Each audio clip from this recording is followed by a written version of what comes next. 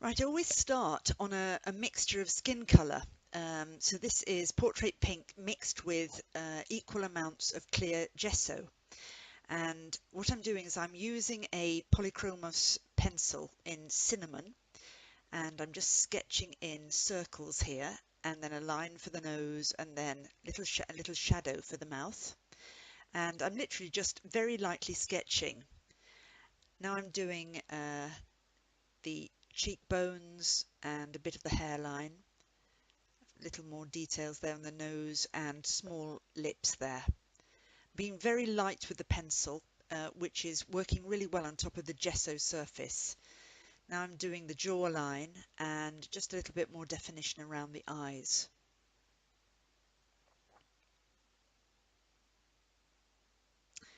Now I'm actually painting with the same mixture of skin colour and gesso, and what I'm actually doing is I'm sort of melting the Polychromos pencil. It almost disappears on this first go, but I'm soon going to be drawing over the top again, so that doesn't matter. But I'm just like melting it down to give a soft look. And I really like the way this effect comes out. It's very, very soft, and it's really lovely to work on. And because I've also mixed gesso with the skin colour, I've got this gritty surface which works really well when I then go back over with the Polychromos pencil. So now I've dried it and I'm going back with a darker pencil, which is called Indian Red, and I'm now going in and doing a few details, eyebrows, eyelids, and even a bit of eyeliner there too, eyelashes, so you can see the eyes a bit better. And again, it's just so lovely to work on top of this gesso surface because the Polychromos pencil just sort of almost becomes almost like a pastel pencil when you use it on top of clear gesso. I'm doing the nose, a few little details there, and then the mouth. And you know, this doesn't have to be perfect because I'm actually going to paint over this again with a brush. So I'm just, just feeling my way down the chin there, bit of cheekbone, bit of blusher there, shadow, and then a little shadow down the nose. And now I've done her hair there. Just put it in, cheekbone there, down a bit of shadow underneath the neck, underneath the chin rather, on the neck. Perhaps an ear, or maybe I should cover that with hair. And just a few lines really, which also will melt when I go in again. Now with the same mixture. Looks a bit lighter, but it actually dries darker. I'm mixing it in again. Now this is just a sketch, so I'm not being terribly careful. If this was going to be a finished illustration, then I would probably be a little more careful. I'd probably have a slightly smaller brush as well. And it can look a bit clumsy, but I'm soon going to go in there again with the pencil. What's really good about this technique is if you do something that you don't like with the pencil or with the paint, you can just go over it again, and it's great. As long as you've got the gesso mixed in with the paint, then there's no problem. You can just draw over the top of it, although I do have to dry it in between. Now I've actually mixed a little bit of white acrylic with the skin colour mixture with the gesso, and I'm putting some highlights in on the places where the light hits. So cheekbones, down the bridge of the nose, forehead, top of the lip, and then on the chin. This will also dry slightly darker. It looks very stark at the moment, but it'll melt in slightly. So now I'm going in with my Indian Red pencil again, and I'm just exaggerating the darker parts really. So eyebrows and eyeliner and the eye, the pupils. Sorry, the irises. Now a bit more on the hair. I'm going to paint that in later with acrylic, and then I'm just putting the neck where I sort of want it there. Now a little more, a few more lines to show that she's got a short bob of a haircut. Now I'm just painting in a little bit of white in the eyes to give a bit of life. That makes such a difference. Down the bridge of the nose, tip of the nose, on the lips, a little bit there on the forehead and on the chin and on her cheekbones as well. That again is mixed with clear gesso. A little bit there on the hair as well. So this is what it looked like before I started to paint, and this is what it looks like once I've started to paint. So you can see the difference between the sketch and then how much softer it looks. Now I thought I'd draw two faces in a semi-profile just to show how I do that. And I start with a line down what would be the center of the face, and the eye that's closest to us is larger than the other eye.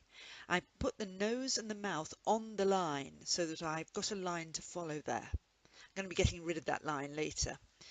Now I'm drawing the brow bone, the cheekbone, and then eventually I'll get down to the jawbone. Just doing a bit of detail there on the eyes, how I want the eyes to be, and she's going to be looking towards us. So I've got her looking sideways. Now the nose. Now the nose is turned slightly more to the left because the face is turned away from us. So same with the mouth. The mouth is also shorter on the left-hand side. You don't see the corner of her mouth there. I'll do the chin. And now I'm going to start to draw where I want the ear. And it's really important that you don't put the ear too close to the cheekbone, because that can look a bit weird, like it's glued on. So make sure that you look at that carefully so it's far enough away. Now I'm doing a hairline and a few lines for the hair and the eyebrows. Right, now let's try another one. And I start with the line again, like I did on the first one. Also for the brow bone, I start with the eyebrows there, which are slightly curved, as you can see, and now the circles or the ovals for the eyes, and same procedure as before. The left eye is much smaller because it's further away, and I put the nose and the mouth on the line. Cheekbone and eyebrow, brow bone. Then I'm just going to go in and do a bit more detail on the eyes. This one's going to look straightforward. Very, very simple lines there for the eyes. A bit of a nostril there, and her mouth. Just little corners of her mouth there. And then maybe I'm going to do a fringe, we'll see. It will bring her hair down. A bit of shadow there on the cheekbone. And I don't think I'll do an ear this time. I think I'll give her long hair. So there's the other one. Those are those two, so you can see them. So now I'm going to go in and I'm just going to strengthen those lines a little bit here and there. So you can see the neck, you can see her hair there. I'm just finishing the hairstyle a little bit. Now we'll go over to this one again, and I'm going to give her some darker lines and a bit of eyeliner, darker eyebrows, bring her out a bit. She looks a bit weird at the moment. Darker eyebrows and then a bit of eyeliner there. And I'm using the Indian red again. And then an eyelid there. Now a bit more detail on the nose, slightly darker nostril, and then some lips there. Now her cheekbone coming down to her chin, and a bit of hair. Now we'll go into the hair a little bit more, do a bit more so that she looks a bit more normal. She's got a rather strange shape of head, so we'll just add a bit more there.